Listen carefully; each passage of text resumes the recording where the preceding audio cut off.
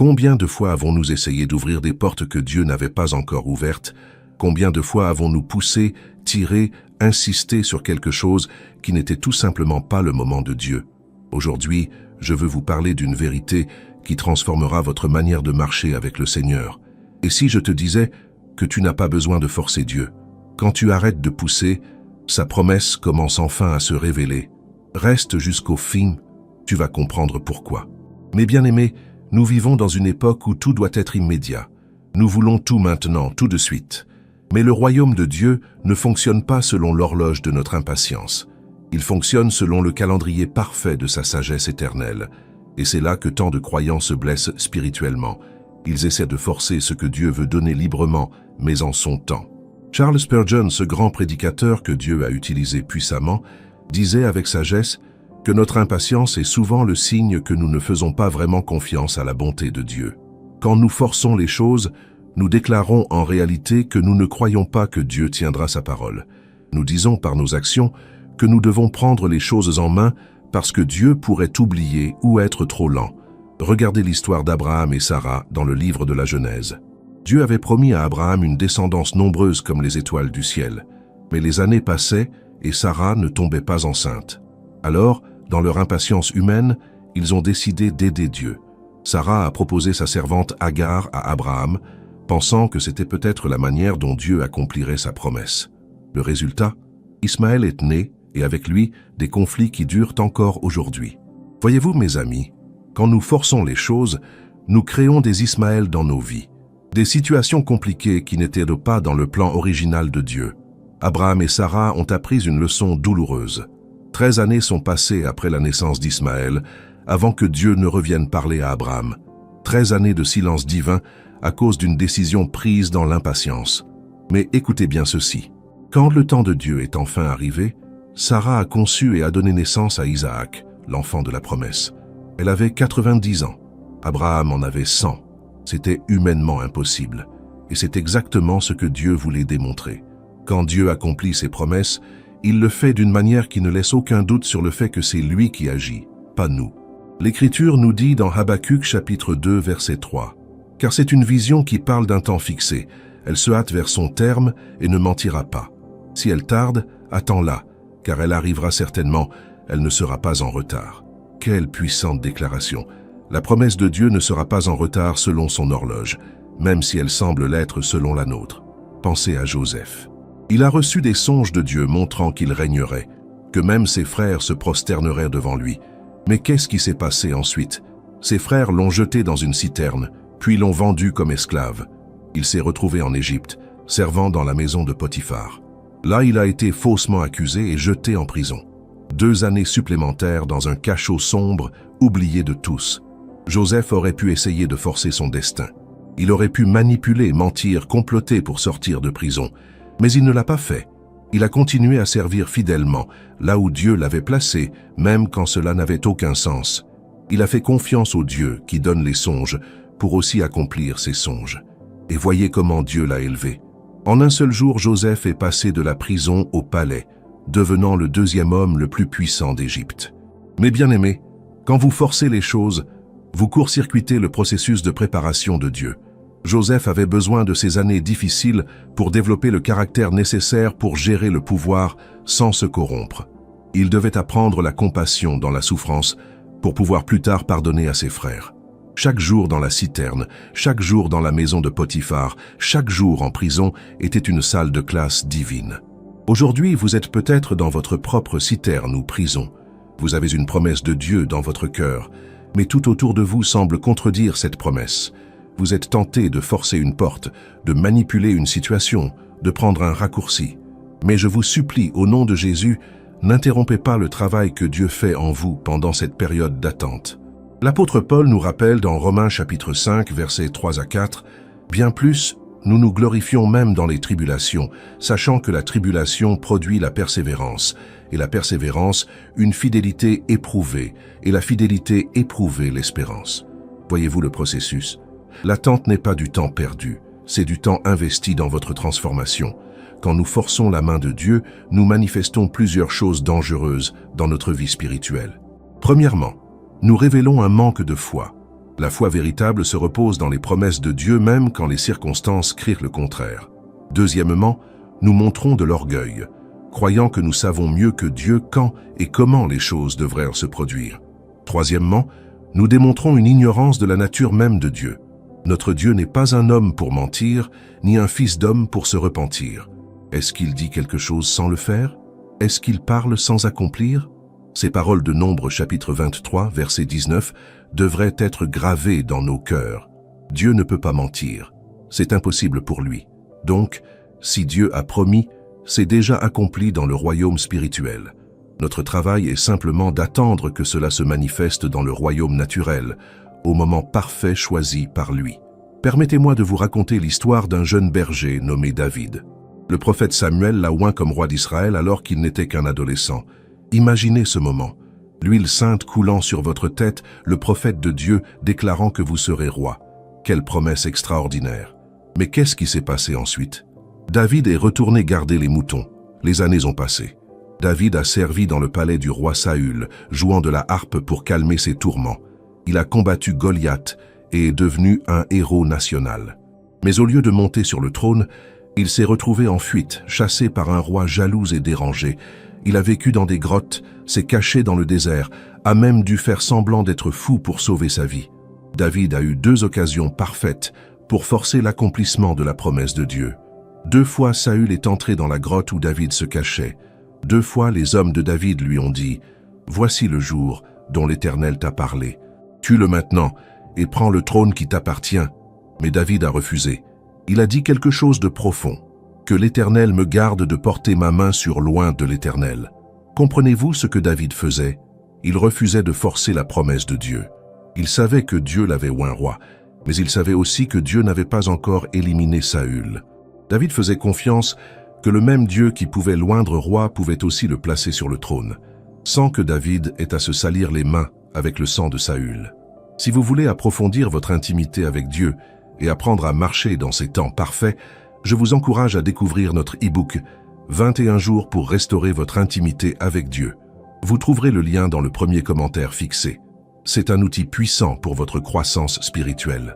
Et si ce message touche votre cœur, n'oubliez pas de vous abonner à cette chaîne. Nous sommes une famille qui grandit ensemble dans la foi. Mes amis, le temps de Dieu n'est jamais en retard, jamais. Même quand chaque fibre de notre être crie que nous devons agir maintenant, Dieu dit « Sois tranquille et sache que je suis Dieu ». C'est dans le psaume 46, verset 10. Cette tranquillité n'est pas de la passivité. C'est une confiance active qui continue à obéir, à servir, à aimer, même pendant l'attente. Regardez Moïse. Il savait dès son jeune âge qu'il était appelé à délivrer son peuple. Mais à 40 ans, il a essayé de forcer cette délivrance en tuant un Égyptien qui battait un Hébreu. Le résultat, il a dû fuir dans le désert pour 40 années supplémentaires. Ce n'est qu'à 80 ans, quand Moïse avait abandonné l'idée de forcer quoi que ce soit, que Dieu est apparu dans le buisson ardent et a dit « Maintenant, c'est le moment ». Vous voyez le schéma? Quand nous forçons, nous compliquons. Quand nous attendons dans la foi, Dieu simplifie et glorifie. La promesse de Dieu ne dépend pas de votre force pour se réaliser. Elle dépend de sa fidélité. Et il est fidèle, même quand nous ne le sommes pas. Il y a une différence monumentale entre attendre passivement et attendre activement dans la foi. Beaucoup de croyants confondent ces 2 attitudes. Ils pensent qu'attendre signifie ne rien faire, croiser les bras et espérer que quelque chose tombe du ciel. Mais ce n'est pas du tout ce que la Bible enseigne. Attendre le temps de Dieu signifie continuer à marcher dans l'obéissance, continuer à servir là où il vous a placé, continuer à cultiver votre relation avec lui pendant que vous attendez la manifestation de sa promesse. Pensez au prophète Élie. Il a déclaré qu'il ne pleuvrait pas pendant 3 ans et demi, et effectivement la sécheresse a frappé le pays. Mais Élie n'est pas resté les bras croisés pendant ces années. Dieu l'a envoyé au torrent de Kérith, où des corbeaux le nourrissaient, puis à Sarepta chez une veuve pauvre, où il a multiplié sa farine et son huile. Élie attendait que Dieu envoie la pluie, mais il n'était pas inactif. Il obéissait, servait et restait sensible à la voix de Dieu. Puis est venu le moment du mont Carmel. Élie a confronté les prophètes de Baal. Le feu de Dieu est descendu du ciel, et le peuple s'est repenti. Enfin, il était temps pour la pluie de revenir. Mais même là, Élie a dû persévérer. Il est monté au sommet de la montagne et s'est prosterné pour prier. Il a envoyé son serviteur regarder vers la mer 7 fois. 6 fois, le serviteur est revenu en disant qu'il n'y avait rien. Mais à la 7e fois, il a vu un petit nuage, pas plus grand que la paume d'une main. Élie n'a pas forcé la pluie. Il a prié, attendu et persévéré. Il savait que Dieu avait promis d'envoyer la pluie, alors il a continué à prier jusqu'à ce qu'il voie le signe. Et quand ce petit nuage est apparu, Élie savait que l'averse torrentielle allait suivre. C'est ainsi que fonctionne la foi. Elle voit le petit nuage et se réjouit, sachant que Dieu tient toujours ses promesses. Dans le livre d'Ésaïe, chapitre 40, verset 31, nous lisons ces paroles magnifiques. « Mais ceux qui se confient en l'Éternel renouvellent leur force. Ils prennent leur vol comme les aigles. Ils courent et ne se fatiguent pas. Ils marchent et ne se lassent pas. » Remarquez que le renouvellement de force vient pour ceux qui se confient en l'Éternel, pas pour ceux qui forcent leur propre chemin. L'aigle est un oiseau fascinant. Il ne bat pas frénétiquement des ailes comme les autres oiseaux. Au lieu de cela, il attend les courants thermiques, ces colonnes d'air chaud qui montent du sol. Quand l'aigle sent le courant, il déploie simplement ses ailes et se laisse porter vers les hauteurs. Il s'élève sans effort, sans se fatiguer, simplement en coopérant avec les forces naturelles que Dieu a créées. C'est une image parfaite de ce que signifie attendre dans la foi. Nous ne forçons pas notre ascension. Nous ne battons pas frénétiquement des ailes de nos propres efforts. Nous déployons nos ailes de foi et nous laissons le vent de l'Esprit de Dieu nous élever au moment qu'il a choisi. Le résultat, nous nous élevons plus haut que nous n'aurions jamais pu aller par nos propres forces, et nous le faisons sans nous épuiser. Je veux vous parler maintenant d'une vérité qui pourrait déranger certains d'entre vous. Parfois, Dieu retarde délibérément l'accomplissement de ses promesses pour tester notre foi et développer notre caractère. Ce n'est pas de la cruauté de sa part, c'est de l'amour. Un parent sage ne donne pas immédiatement à son enfant tout ce qu'il demande. Il enseigne la patience, la gratitude et la maturité à travers l'attente. Dans l'évangile de Jean, chapitre 11, nous trouvons l'histoire de Lazare. Jésus aimait profondément Lazare et ses sœurs, Marie et Marthe.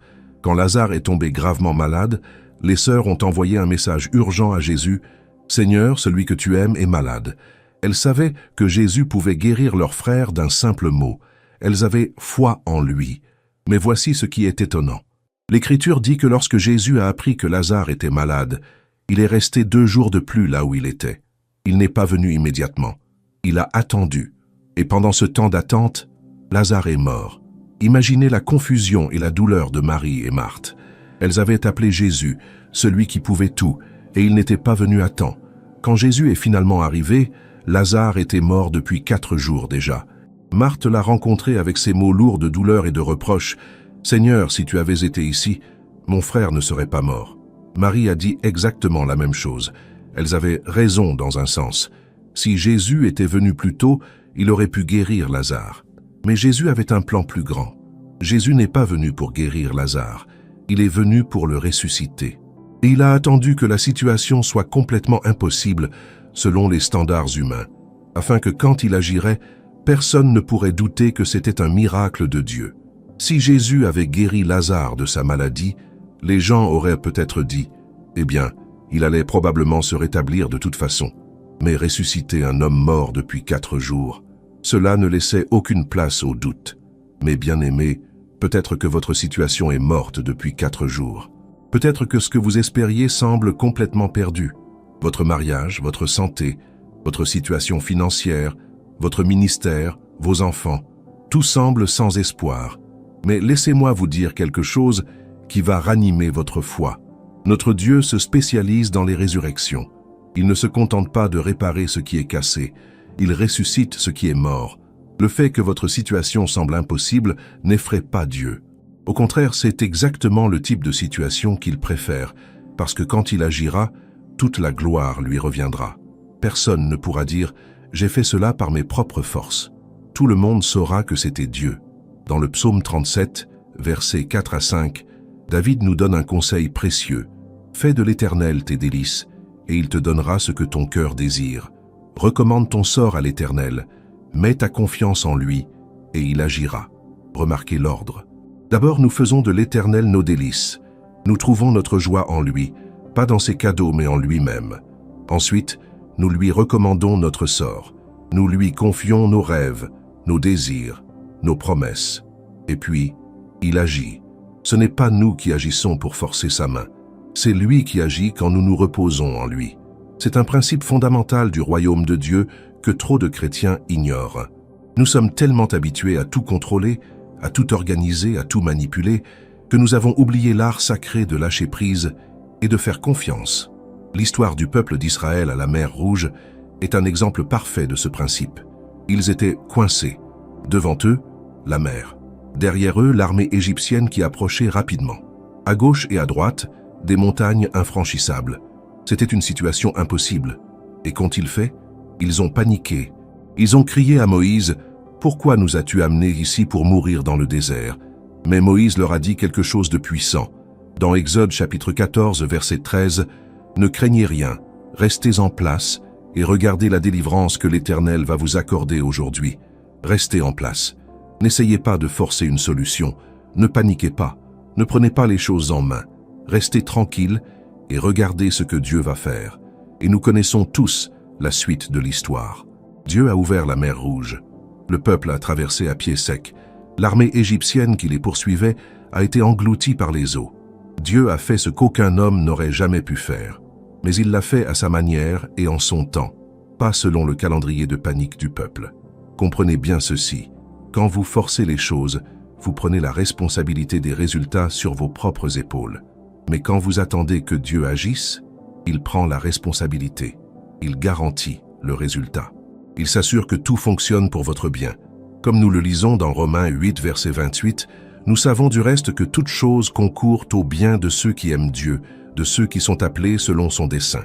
Toutes choses, même les retards, même les portes fermées, même les déceptions apparentes, tout concourt à votre bien quand vous aimez Dieu et que vous marchez selon son plan, pas le vôtre. Permettez-moi maintenant de vous parler des conséquences réelles et souvent douloureuses qui surviennent quand nous forçons la main de Dieu. Ce n'est pas seulement une question théologique abstraite, c'est quelque chose qui affecte votre vie quotidienne, vos relations, votre paix intérieure et votre destinée éternelle. Quand nous court-circuitons le processus de Dieu, nous ne perdons pas seulement du temps. Nous créons des complications qui peuvent prendre des années à démêler. Revenons un instant à l'histoire d'Abraham et Sarah. Quand ils ont décidé d'utiliser Agar pour produire un héritier, cela semblait être une solution raisonnable. Dans leur culture, c'était même une pratique acceptée. Mais ce n'était pas le plan de Dieu. Et regardez ce qui s'est passé. Dès qu'Agar est tombée enceinte, elle a commencé à mépriser Sarah. La jalousie et la division sont entrées dans la maison. Sarah a maltraité Agar, qui s'est enfuie dans le désert. Puis Ismaël est né. Et avec lui, des tensions constantes. Ismaël se moquait d'Isaac quand celui-ci est finalement né. Sarah a exigé qu'Abraham renvoie Agar et Ismaël. Abraham était déchiré, c'était son fils aussi. La situation familiale était devenue un cauchemar. Et ce n'est pas tout. Les descendants d'Ismaël et les descendants d'Isaac sont en conflit depuis des millénaires. Le problème au Moyen-Orient aujourd'hui trouve ses racines dans cette décision prise il y a 4000 ans de forcer la promesse de Dieu. Voyez-vous l'ampleur des conséquences? Une seule décision prise dans l'impatience, une seule tentative de forcer les choses, et les répercussions se font sentir pendant des générations. C'est pourquoi il est si crucial d'attendre le temps de Dieu. Ce que vous faites dans l'impatience aujourd'hui pourrait affecter vos enfants et vos petits-enfants demain. Dans le livre des Proverbes, chapitre 19, verset 2, nous lisons « Le manque de science n'est bon pour personne, et celui qui précipite ses pas tombe dans le péché. » Précipiter ses pas, c'est exactement ce dont nous parlons. Quand nous nous précipitons, quand nous forçons, quand nous ne prenons pas le temps d'attendre la direction claire de Dieu, nous tombons dans le péché. Pas nécessairement un péché moral évident, mais le péché de l'incrédulité, déguisé en action.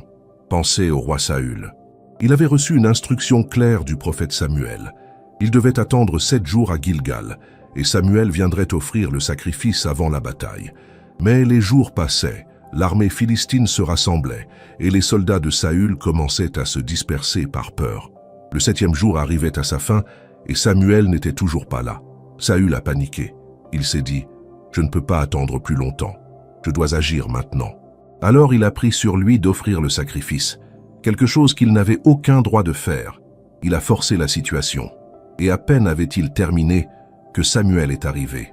Samuel lui a dit des paroles terribles. « Tu as agi en insensé. Tu n'as pas observé le commandement que l'Éternel ton Dieu t'avait donné. L'Éternel aurait affermi pour toujours ton règne sur Israël, mais maintenant ton règne ne durera pas. » À cause de quelques minutes d'impatience, Saül a perdu la promesse que sa dynastie régnerait éternellement sur Israël. Le royaume a été donné à David. Tout cela parce qu'il n'a pas pu attendre quelques minutes de plus. C'est bouleversant quand on y pense. Saül était si proche. Samuel était en route. Mais Saül n'a pas fait confiance. Il a forcé les choses. Et cela lui a coûté son héritage éternel. Il y a une leçon profonde ici pour nous tous. Parfois, nous sommes à quelques minutes, à quelques jours, à quelques semaines de la percée de Dieu. Mais parce que nous ne le voyons pas encore, nous paniquons et prenons les choses en main. Et ce faisant, nous perdons ce que Dieu était sur le point de nous donner. Si seulement nous avions attendu un peu plus longtemps, si seulement nous avions fait confiance un peu plus profondément. Dans l'évangile de Luc, chapitre 8, Jésus raconte la parabole du semeur. Il parle de différents types de sols qui reçoivent la semence de la parole de Dieu. L'un de ces sols est décrit comme pierreux. La semence germe rapidement, mais parce qu'elle n'a pas de racines profondes, elle se dessèche dès que le soleil devient chaud. Jésus explique que cela représente ceux qui reçoivent la parole avec joie, mais qui n'ont pas de racines. Quand vient l'épreuve, ils abandonnent. Forcer les choses, c'est comme essayer de faire pousser une plante sans lui donner le temps de développer des racines. Vous voulez voir le fruit immédiatement, alors vous tirez sur la tige pour la faire pousser plus vite. Mais tout ce que vous accomplissez, c'est de tuer la plante. La croissance véritable, la croissance durable, prend du temps. Elle nécessite de la patience. Elle exige que nous fassions confiance au processus invisible qui se déroule sous la surface. Jésus lui-même a dû attendre. Pensez-y. Il savait dès son enfance qu'il était le Messie. Quand il avait 12 ans, il a dit à Marie et Joseph, « Ne saviez-vous pas qu'il faut que je m'occupe des affaires de mon Père ?» Il connaissait son identité et sa mission. Mais qu'a-t-il fait ensuite? Il est retourné à Nazareth et a vécu dans l'obscurité pendant 18 années supplémentaires. 18 ans, Jésus, le Fils de Dieu, le Sauveur du monde, travaillant comme charpentier dans un village insignifiant. Aucun miracle, aucune prédication publique, aucune reconnaissance, juste l'attente, le développement silencieux, la préparation cachée. Ce n'est qu'à 30 ans qu'il a commencé son ministère public. Et même alors, son ministère n'a duré que 3 ans avant la crucifixion. Si Jésus a dû attendre le temps parfait du Père, combien plus devons-nous attendre? Si le Fils de Dieu n'a pas forcé son agenda, qui sommes-nous pour forcer le nôtre?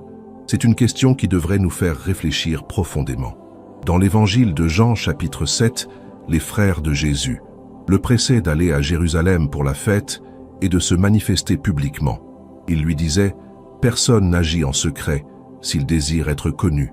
Si tu fais ces choses, montre-toi au monde. » Mais Jésus leur a répondu « Mon temps n'est pas encore venu. » Il refusait de se laisser presser, même par sa propre famille.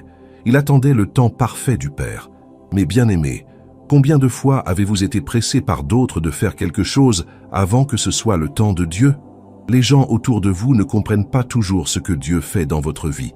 Ils vous disent « Tu devrais te marier maintenant, tu devrais changer de travail, tu devrais déménager, tu devrais lancer cette entreprise. » Et peut-être qu'ils ont raison sur le quoi, mais ils se trompent sur le quand. Ne laissez pas les pressions extérieures vous pousser à forcer la main de Dieu. Apprenez à dire, comme Jésus, « Mon temps n'est pas encore venu. » Cela ne veut pas dire que cela n'arrivera jamais. Cela veut simplement dire, « Pas maintenant, pas de cette manière, pas selon ton calendrier, mais selon le calendrier de Dieu. » Il y a aussi un autre danger quand nous forçons les choses. Nous manquons les leçons que Dieu veut nous enseigner pendant la période d'attente. Chaque saison de votre vie a un but. La saison d'attente n'est pas une saison perdue, c'est une saison d'école. Dieu utilise ce temps pour nous enseigner la patience, la confiance, la dépendance de lui, l'humilité. Job a vécu une saison terrible de pertes et de souffrances. Il a perdu ses enfants, sa richesse, sa santé. Ses amis l'ont accusé. Sa femme lui a dit de maudire Dieu et de mourir. Job aurait pu se rebeller. Il aurait pu forcer une fin à sa souffrance en renonçant à Dieu. Mais il ne l'a pas fait. Il a dit ces mots immortels. « Même s'il me tue, je mettrai mon espérance en lui. » Job a attendu. Il a souffert. Il a questionné. Mais il n'a pas abandonné. Et à la fin, Dieu lui a parlé du sein de la tempête. Dieu ne lui a pas donné toutes les réponses qu'il cherchait. Mais il lui a donné quelque chose de bien plus précieux. Il lui a donné une révélation de qui il est. Job a dit, « Mon oreille avait entendu parler de toi, mais maintenant, mon œil t'a vu. » Voyez-vous? Avant son épreuve, Job connaissait Dieu par ouï-dire. Après son épreuve, il le connaissait par expérience personnelle. L'attente et la souffrance l'avaient amené à une profondeur de relation avec Dieu qu'il n'aurait jamais connue autrement. Et à la fin, Dieu a restauré tout ce que Job avait perdu, au double. Mais plus important encore, Job avait gagné quelque chose que personne ne pourrait jamais lui enlever. Il avait gagné une connaissance intime de son Dieu. C'est peut-être ce que Dieu fait dans votre vie en ce moment. Il ne retarde pas ses promesses pour vous punir. Il retarde pour vous approfondir. Il veut que vous le connaissiez vraiment, pas seulement que vous connaissiez ses bénédictions. Il veut une relation, pas juste une transaction. Maintenant, je veux vous donner des outils pratiques pour apprendre à attendre dans la foi sans forcer la main de Dieu. Parce que comprendre le principe est une chose, mais le vivre au quotidien en est une autre. Comment faites-vous concrètement pour attendre quand tout en vous crie de passer à l'action? Comment maintenez-vous votre foi quand les jours deviennent des semaines, les semaines des mois et les mois des années? La première clé est de cultiver une vie de prière constante. Remarquez que je n'ai pas dit une vie de supplication constante, mais une vie de prière. Il y a une différence énorme. Supplier, c'est quand nous venons à Dieu encore et encore avec la même demande, comme si nous devions le convaincre ou lui rappeler ce dont nous avons besoin. Prier, c'est maintenir une conversation vivante avec lui, où nous partageons nos cœurs, où nous écoutons sa voix, où nous trouvons notre repos en sa présence. Dans Philippiens chapitre 4, versets 6 et 7, Paul nous dit « Ne vous inquiétez de rien, mais en toute chose faites connaître vos besoins à Dieu par des prières et des supplications avec des actions de grâce. Et la paix de Dieu, qui surpasse toute intelligence, gardera vos cœurs et vos pensées en Jésus-Christ. » Voyez-vous la promesse? Quand nous prions avec reconnaissance, la paix de Dieu garde nos cœurs. Cette paix est le rempart qui nous empêche de forcer les choses dans la panique. La deuxième clé est de rester ancré dans la parole de Dieu. Quand vous attendez une promesse de Dieu, vous devez vous nourrir de ces promesses dans l'Écriture. Pas seulement lire la Bible par devoir, mais vous immerger dans les histoires de ceux qui ont attendu avant vous et qui ont vu Dieu être fidèle. Abraham, Joseph, Moïse, David, les prophètes, tous ont attendu. Et tous ont vu Dieu accomplir ce qu'il avait promis. Le psaume 119, verset 105 dit « Ta parole est une lampe à mes pieds et une lumière sur mon sentier. » Dans l'obscurité de l'attente, quand vous ne voyez pas le chemin devant vous, la parole de Dieu devient votre lumière. Elle ne vous montre peut-être pas toute la route, mais elle illumine le prochain pas. Et c'est tout ce dont vous avez besoin. Un pas à la fois, guidé par sa parole. La troisième clé est de continuer à servir fidèlement là où Dieu vous a placé maintenant. C'est crucial. Tant de gens mettent leur vie en pause pendant qu'ils attendent la promesse. Ils se disent « Quand Dieu me donnera ce que j'attends, alors je le servirai vraiment. Alors je serai généreux. Alors je m'investirai dans mon Église. Alors je témoignerai avec passion. » Mais c'est à l'envers. Jésus a enseigné dans Luc chapitre 16, verset 10 « Celui qui est fidèle dans les moindres choses l'est aussi dans les grandes. Et celui qui est injuste dans les moindres choses l'est aussi dans les grandes. » Dieu vous observe pendant la période d'attente. Il regarde comment vous gérez ce que vous avez maintenant avant de vous confier ce qu'il a promis pour demain. Si vous ne servez pas fidèlement dans la petite chose, comment pourrait-il vous confier la grande chose? Joseph est notre modèle parfait ici. Il a servi fidèlement dans la maison de Potiphar, même en tant qu'esclave. Il a servi fidèlement en prison, même en tant que prisonnier injustement condamné. Il n'a jamais dit « Je ne devrais pas être ici, alors je ne vais pas faire de mon mieux ». Non, partout où il était, il servait avec excellence. Et c'est précisément cette fidélité dans les petites choses qu'il a préparé pour gouverner l'Égypte. La quatrième clé est de cultiver une communauté de foi. Vous ne pouvez pas traverser une saison d'attente prolongée seul. Vous avez besoin de frères et sœurs en Christ qui vous encourageront, qui prieront avec vous, qui vous rappelleront les promesses de Dieu quand votre propre foi vacille. Dans Hébreux chapitre 10, verset 25, nous sommes exhortés à ne pas abandonner nos assemblées, mais à nous encourager mutuellement, d'autant plus que nous voyons le jour approcher. Quand Élie était découragé et voulait mourir, Dieu lui a envoyé un ange pour le fortifier. Quand Pierre était en prison, l'Église priait sans cesse pour lui. Quand Paul était épuisé, Dieu lui a envoyé Barnabas pour l'encourager. Nous avons besoin les uns des autres. Ne vous isolez pas pendant votre période d'attente. Restez connecté à votre communauté de foi. La cinquième clé, et elle est particulièrement importante, est de garder un cœur reconnaissant. L'ingratitude est l'un des moyens les plus rapides de perdre votre paix et de commencer à forcer les choses. Quand vous vous concentrez uniquement sur ce que vous n'avez pas encore, vous perdez de vue tout ce que Dieu a déjà fait pour vous. Mais quand vous cultivez la gratitude, votre perspective change radicalement.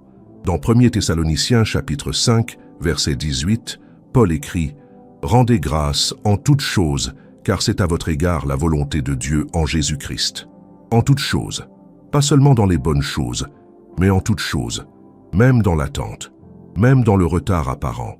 Il y a toujours quelque chose pour lequel être reconnaissant si vous prenez le temps de regarder. Pensez à Anne, la mère de Samuel. Elle était stérile, ce qui était considéré comme une honte dans sa culture. Année après année, elle allait au temple et priait pour un enfant. Son mari l'aimait, mais cela ne comblait pas le vide dans son cœur. Pénina, l'autre femme de son mari, se moquait constamment d'elle. Anne pleurait et ne mangeait pas tant sa douleur était grande. Mais remarquez comment Anne a géré son désespoir. Elle ne s'est pas révoltée contre Dieu. Elle n'a pas forcé une solution humaine comme Sarah l'avait fait. Au lieu de cela, elle a versé son cœur devant Dieu dans le temple. Elle a prié avec tant de ferveur que le prêtre Élie pensait qu'elle était ivre. Et dans sa prière, elle a fait un vœu. Si Dieu lui donnait un fils, elle le consacrerait au Seigneur pour toute sa vie. Dieu a entendu la prière d'Anne et lui a donné Samuel. Mais voici ce qui est remarquable. Après avoir sevré Samuel, probablement vers l'âge de 3 ans, Anne a tenu sa promesse. Elle a ramené son fils unique au temple et l'a laissé là pour servir Dieu. Pouvez-vous imaginer le sacrifice? Elle avait attendu si longtemps pour cet enfant, et maintenant elle le rendait à Dieu. Mais Anne n'a pas agi avec amertume. Au contraire, elle a chanté l'un des plus beaux cantiques de louange de toute la Bible. Elle a dit « Mon cœur se réjouit en l'Éternel. Ma force a été relevée par l'Éternel. » Anne comprenait quelque chose de profond. La promesse de Dieu n'était pas juste pour sa propre satisfaction, c'était pour les desseins de Dieu. Et quand nous alignons nos désirs avec ces desseins, nous trouvons une joie qui va au-delà de nos circonstances. Samuel est devenu le dernier juge d'Israël et l'un des plus grands prophètes. Il a oint à la fois Saül et David comme rois. Dieu a utilisé puissamment ce garçon qu'Anne avait attendu si longtemps et qu'elle avait ensuite donné si généreusement. L'attente d'Anne n'était pas seulement pour elle, c'était pour toute une nation. Vos promesses aussi ont une portée qui va au-delà de vous-même. Ce que vous attendez n'est pas juste pour votre bénéfice personnel. Dieu veut l'utiliser pour bénir d'autres personnes à travers vous. Mais si vous forcez les choses prématurément, vous pourriez obtenir une version diminuée de ce que Dieu voulait vraiment faire. Permettez-moi de vous parler de la différence entre la foi et la présomption. La foi fait confiance à Dieu et attend son timing. La présomption suppose que nous pouvons dicter à Dieu quand et comment agir. La foi dit « Je crois que Dieu fera ce qu'il a promis en son temps ». La présomption dit « Je vais faire arriver ce que Dieu a promis selon mon calendrier ». Dans Matthieu chapitre 4, quand Satan tente Jésus dans le désert, il l'emmène au sommet du temple et lui dit « Si tu es le Fils de Dieu, jette-toi en bas, car il est écrit qu'il donnera des ordres à ses anges à ton sujet, et ils te porteront sur leurs mains. » Satan citait le psaume 91, mais Jésus a répondu « Il est aussi écrit, tu ne tenteras pas le Seigneur ton Dieu. » Voyez-vous la subtilité? Satan suggérait à Jésus de forcer une démonstration spectaculaire de la protection de Dieu. C'était basé sur une promesse réelle de l'Écriture, mais c'était de la présomption, pas de la foi. Jésus refusait de forcer Dieu à prouver quoi que ce soit. Il faisait confiance sans avoir besoin de signes spectaculaires selon sa propre initiative. Nous devons apprendre cette distinction. Oui, Dieu a fait des promesses. Oui, nous devons croire ces promesses. Mais non, nous ne devons pas forcer des situations pour obliger Dieu à agir. La vraie foi se repose. La présomption se démène. Alors, mes bien-aimés, pendant que vous attendez vos promesses, restez actifs dans la prière, restez ancrés dans la parole, servez fidèlement où vous êtes, entourez-vous de croyants encourageants et maintenez un cœur reconnaissant. Ces disciplines spirituelles vous garderont dans la paix et vous empêcheront de forcer la main de Dieu. Mes bien-aimés, nous arrivons à la fin de ce message, mais j'espère que ce n'est que le début d'une nouvelle façon de marcher avec Dieu pour vous. Ne forcez pas la main de Dieu. Il fera arriver ce qu'il a promis. Sa fidélité est certaine, son timing est parfait, et sa manière de faire les choses est toujours meilleure que la nôtre. Aujourd'hui, vous avez peut-être reconnu que vous avez essayé de forcer des choses dans votre vie. Peut-être avez-vous pris des raccourcis, manipulé des situations ou agi dans l'impatience. Si c'est le cas, il n'est pas trop tard. Dieu est un Dieu de rédemption. Il peut même utiliser nos erreurs pour nous ramener sur le bon chemin. Revenez à lui dans la repentance, recommencez à lui faire confiance et attendez son temps parfait. Si vous avez été béni par ce message, je vous invite à vous abonner à notre chaîne. Nous sommes une communauté de croyants qui grandissent ensemble dans la foi. Appuyez sur le bouton j'aime, laissez un commentaire pour partager ce que Dieu a mis dans votre cœur aujourd'hui et continuez à regarder les prochaines vidéos qui apparaîtront sur votre écran. Pour approfondir votre marche avec Dieu, n'oubliez pas de consulter notre e-book 21 jours pour restaurer votre intimité avec Dieu, dont le lien se trouve dans le premier commentaire fixé. Que la paix de Dieu, qui surpasse toute intelligence, garde vos cœurs et vos pensées en Jésus-Christ. Que sa fidélité soit votre ancre dans les tempêtes de l'attente et que vous voyez bientôt l'accomplissement glorieux de toutes ces promesses dans votre vie. Merci de m'avoir écouté. À très bientôt dans la prochaine vidéo. Que Dieu vous bénisse abondamment.